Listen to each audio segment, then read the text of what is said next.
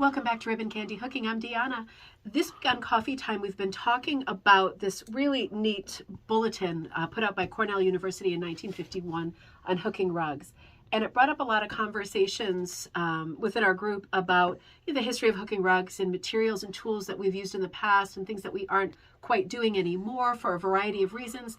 And I just wanted to really get back to the basics with this video and show you the technique that is like outlined in this book of just using burlap, like regular burlap from the store.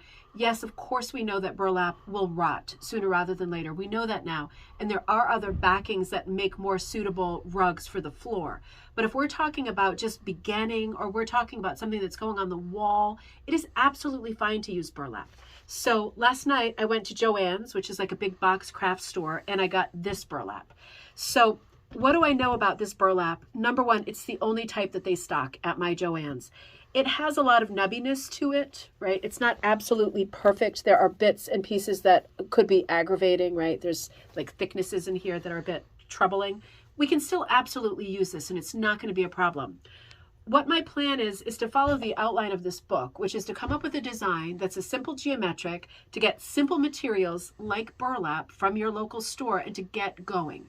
So that's what I'm doing now. And I'm thinking about just doing a geometric grid like this, like a Hollywood Squares. And I want to populate every other square with a character. Like I drew this L, so I want to use this L. So how am I going to get started on this project? It's going to be a super, super simple project. I've got my burlap. I'm going to want to leave for myself, I like at least a 4-inch border around the burlap. So I'm just going to start making a border like this with my Sharpie. In the bulletin from 1951, it says like a lead crayon or pencil. We don't need to be that authentic. I'm just going to make a mark where I want my line to be. And because burlap has a grid to it, right, I want to follow the exact line of it. I don't want to just do my ruler line like this because it might not be straight. I need it to be absolutely straight. So I'm just going to drag my Sharpie across the grain and try to keep it as straight as possible. And of course the thicknesses of the burlap will waver because it's not, it's not a fine material. And then I'm going to do the same thing over here. I'm just going to make sure I'm far enough away from the edge, and I'm just going to put a small mark on and just drag it to meet. Now I've got 2 of the 4 corners in place, right on the grain, which is where I need to be, right on the grain. And now this is kind of a placeholder for what's next. So far so good. I'm absolutely squared out. I'm on burlap. I've got a border, right? I'm going to sew around the border in a minute. But what I know right now is that I'd really like a geometric like this, at least 3 squares.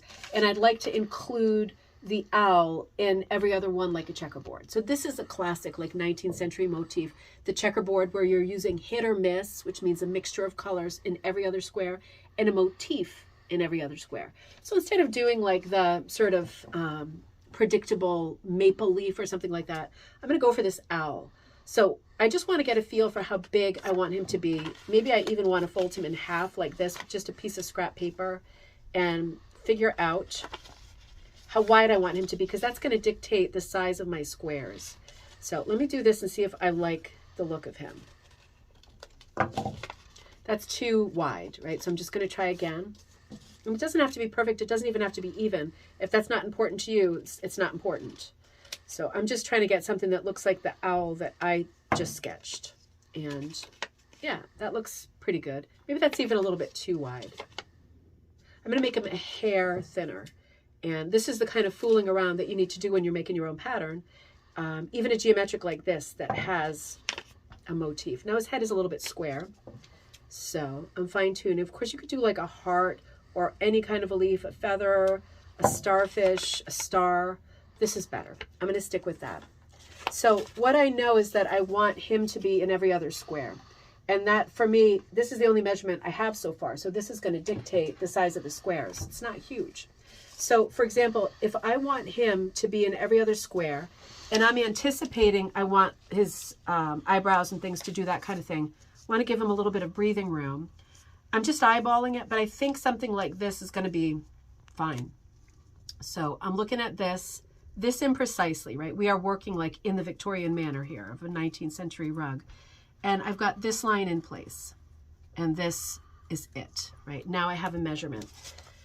I'm going to measure it with the actual ruler and say, okay, so this is right here, right? And that means that I want this square to be here. And I'm not going to go across. I'm never going to go across because I need to draw everything by hand here. So I'm coming shooting across here, right on the grain. And that is going to be the square for the owl, right? So I know he's going to work in that square. I can even make him a little bit bigger. Now I just need to decide, right? This is me making my own geometric on burlap, right? This has been done before. I'm just going to come across here and square out my grid. And I will come back to you in just a minute with the grid of 9 squares. So we just got the grid on here. You can see we have a series of 9, and this is going to work great. So what I want to do now is I want to frame out the piece and just cut the piece of burlap. So this does not have to be precise, but I've got about this much room on the side for the border. I'm going to put about this much room on the side for the border. And the way I'm going to cut my burlap is the way I cut all of my backing fabrics for rug hooking. So I'm literally finding where I want to cut it. I'm pulling up that thread. I'm pulling out that thread. And why am I doing that? So I can see the line, right? I can see where the gap is. I want to pull that right out so I can get a straight line. Everything is about being squared. Every single thing about rug making is about being squared because you're going to trip yourself up so bad if you are not squared. Now, I'm going to do the same thing here about that, and just cutting my border out so we have a piece of fabric. And then we can think about what the next logical thought is. So we got that. Let me pull them out on the other side. There. And when I come here, I can see there's going to be that little crossroads. We're going to have a nice cutting point. We cut this here.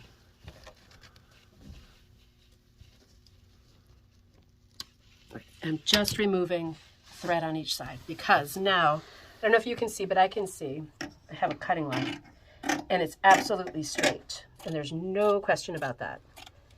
The last thing I want is a lopsided, weird trapezoid of a piece of material that is going to play me to the point where it ain't worth it.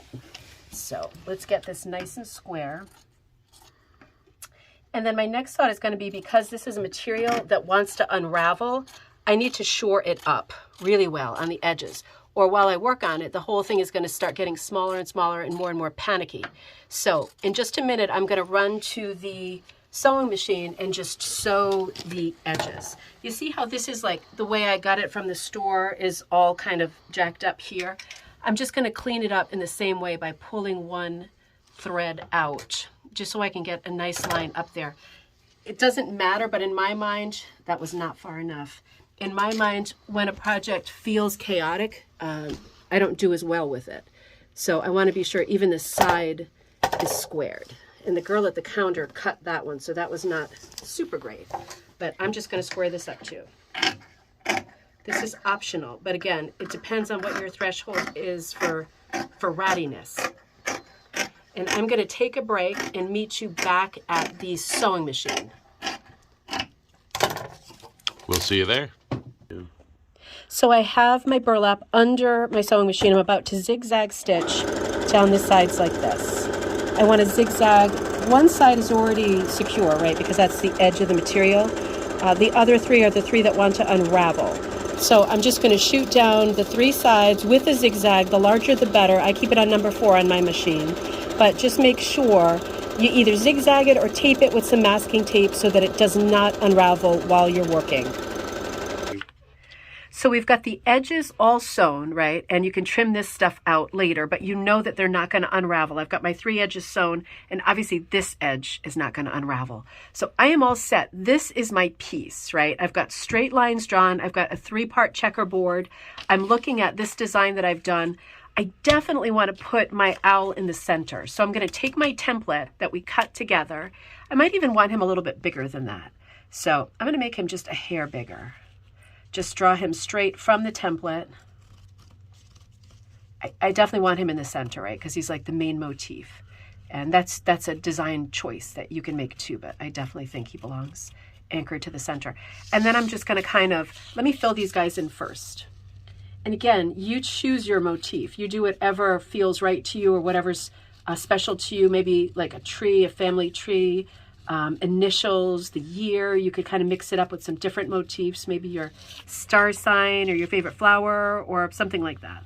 But it'll be whatever you want it to be. And of course you could fill in every square and make it more like a sampler. If you notice, I'm trying to stick to the grain even with this. Like I want the side of his body to be pretty straight to the grain. So I'm being a bit thoughtful about that.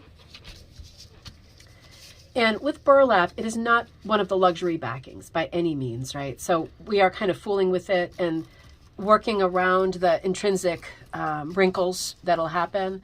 And this is folk art. So even if you screw it up a little bit, even if one owl is, you know, grotesquely bigger than another, it really doesn't make any difference. This is folk art, and those charming little things about it that make it unique and imperfect are what make it not a rug from Home Goods or Pier 1 or wherever. So I've got my characters drawn, all done with my template, and then it just becomes a question of, do I want to draw them all the same way? I'm just filling in the information that I have for myself here. And I'll probably want to, and you're very welcome to use this exact same drawing, this very MCM modern kind of an owl, but he could be different from one cell to the next, depending on what I want. Like I have him drawn like this. And then maybe in the next one, get his little nose in first. He has a lower, you could do a lower nose, you could do different eyes, you could do different eyebrows. And this is all stuff that you could figure out while you're hooking too. Right? He could have different shaped eyes. He could have different patterning on his body if you want to do each one a different way.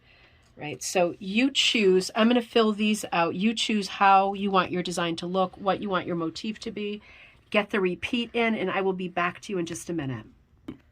All right. Great, Jacob. Great inspiration making that one have closed eyes. So you can see that I have different owls here. I can fill them in differently. Doesn't make any difference.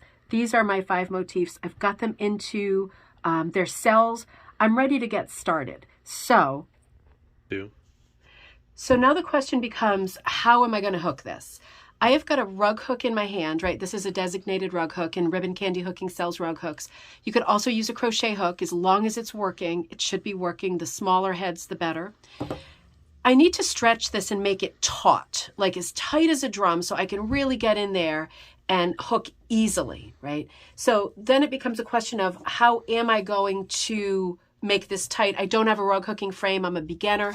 You can create a frame like this by just getting, you know, a canvas from a craft store, and you're literally punching a hole through it, ripping this part off until you get this, right? And then you would be sticking this underneath wherever you want it to start and putting a bunch of thumbtacks in here, stretching it and putting thumbtacks, and you'd move as you go. That's one way that you can easily get started. That's a really old-timey way. It still works great. I'm just going to use, and I hardly ever use a hoop, but to show you that you can use simple materials, I'm just going to use a hoop for this and put it on the wrong way. If you find that hoops are not tight enough, you get that self-adhesive gauze from the medical aisle of any pharmacy, that gauze that sticks only to itself, you know what I mean? And you can wrap it around the bottom hoop. If your hoop is not tight enough, that's one way to get your hoop tighter. I think this is going to be just fine for this, almost. It might even be too tight, which is not a bad problem. There we go. There we go. And the question is always, is it going to rip the backing? You know, it's not. It's fine. Just getting this right is the thing. All right, so he's pretty tight in there, and I'm going to be able to work like this. It's not ideal, and when you love rug hooking, you do tend to want a frame. But for beginnings, burlap is great, a hoop is great, or making your own frame is great. So now the question becomes, I have material. Mine is some of it's wool, some of it's silk dupioni. This is recycled wool from a garment. This is wool that I dyed. I've got some yarn. You can use absolutely anything. And if I want to start using, for example, I'm going to start doing some stripies across him. I want to use this color. I don't need to have the cutting machine. I don't need to have everything perfect. I can just take some scissors or a rotary cutter and just cut some strips this way. Do they go the long way, the tall way? It absolutely doesn't matter, right? Do they all have to be equidistant and perfect? Only if you feel like that, right? I don't feel like that. I think the more irregular and funky they are, the more sort of boho and fun this piece is going to be. So I've got my hoop leaning against the edge of the table because I'm going to need to put the strip under here to pull it up. Now, I have a lot of beginner videos on rug hooking. So if you are rug hooking for the first time, be looking at those videos about how to actually do the hooking. I'm just showing you in this video a more broad overview from beginning to end of getting a piece of backing material, shoring it up around the edges, getting your design in place, cutting your material old school style, and getting going like this. So I'm going to keep going on this little guy for a while. And again, if you want more technique videos on how close should my loops be together, how high should I be pulling the loops up, those are other videos I have on ribbon candy hooking that you should be watching. But right now, all I'm doing is setting up an original design on burlap and pulling loops up.